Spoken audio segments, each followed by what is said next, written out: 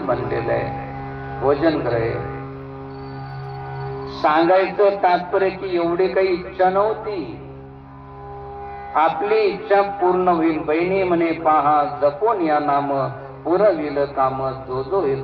जो येतो असेल तो पूर्ण आपला झाल्याशिवाय राहणार नाही.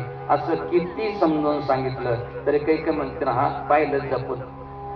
पुस्तक जपलं काही एक आमची एकही इच्छा पूर्ण होत नाही. का होत नाही? त्याचं कारण तर सुरुवातीला ते सांगितलं की भांग तंबाखू छूतरा कबीर जे जन खाई, जोग जग जपत किए सबे रसातल जाई.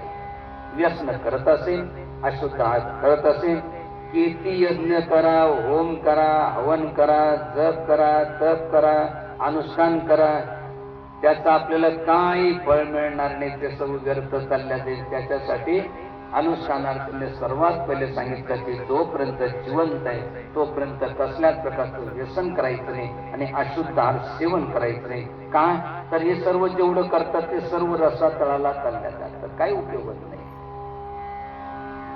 एक कारण. दुसरं, राम नाम तो